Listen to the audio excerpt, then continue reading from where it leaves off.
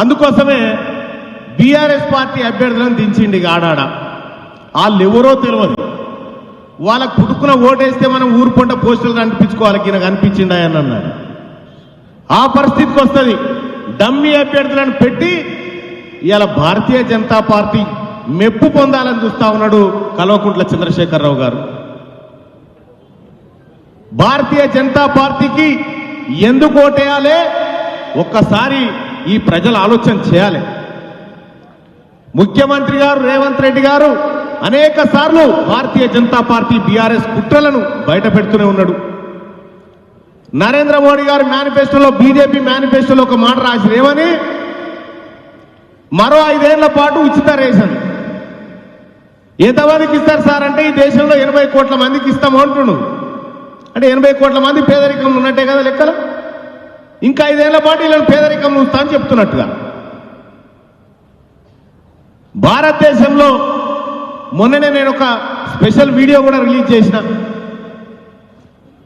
ప్రతి ఏడాది 2 కోట్ల ఉద్యోగాలు కల్పిస్తున్నటువంటి నరేంద్ర మోడీ గారు 50,000 ఉద్యోగాలు, ప్రభుత్వ ఉద్యోగాల కోత పెడితే నెక్స్ట్ ఫైనాన్షియల్ ఇయర్ లో మరో 50,000 ఉద్యోగాలు పోతా ఉన్నాయి. ఇది బిజినెస్ స్టాండర్డ్ న్యూస్ దినపత్రిక కథనం. ఇది ఉద్యోగ కల్పన లేదు, ఏం లేదు.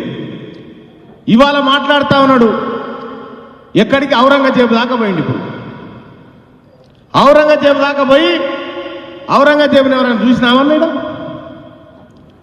ఇందిరాగాంధీని చూసిన వాళ్ళు ఉన్నారు, నెహ్రూని చూసిన వాళ్ళు ఉన్నారు, రాజీవ్ గాంధీని చూసిన వాళ్ళు ఉన్నారు. ఔరంగజేబు అక్కడి నుంచి ఇంకా వెనక కాలానికి పోతాడు. ఇక్కడ ఉన్నటువంటి భారతీయ జనతా పార్టీ అభ్యర్థి అదే టీఆర్ఎస్ ప్రభుత్వం, బీఆర్ఎస్ ప్రభుత్వం తీన్మార్ మల్లన్న మీద 70 కేసులు పెడితే ఈ వర్ధన్నపేటలో ఆరూర్ రమేష్ భూ కబ్జాలకు వ్యతిరేకంగా పోరాటం చేసినందుకు అందులో 4 ఉన్నాయి. ఈ భూ కబ్జాలన్నీ ఇంకా గమ్మత్ ముచ్చట ఏంటంటే ఈ అవినీతి పరులందరినీ భారతీయ జనతా పార్టీలోకి తోలిందే కేసీఆర్ అని చెప్పి నేను తెలియజేస్తా ఉన్నా. ఆరూర్ రమేష్ గారికి కేసీఆర్ దీవెనలంతా ఉన్నాయి అక్కడ. వీళ్ళిద్దరు కలిసి పోటీ చేస్తా ఉన్నారు. ఈ చీకట్ల గొంగడి కప్పుకొని పోయి మోడీని కలిసి వచ్చిండు కేసీఆర్. అందుకోసమే ఈ దేశంలో 400 సీట్లు కావాలంటుండు. భారత రాజ్యాంగాన్ని మార్చేటువంటి కుట్ర చేస్తా ఉంది భారతీయ జనతా పార్టీ. మన హక్కులను కాలరాసేటువంటి ప్రయత్నం చేస్తా ఉంది. ఏమంటున్నారు నరేంద్ర మోడీ గారు? ముస్లింల రిజర్వేషన్లు లాక్కొని గుంజి రద్దు చేసి బీసీలకు ఇస్తా అని చెప్తా ఉన్నారు. బీసీలకు ఇప్పుడు ఉన్నటువంటి రిజర్వేషన్లు 27%, ముస్లింల దగ్గర నుంచి 4% గుంజి 31 చేస్తా అంటున్నాం.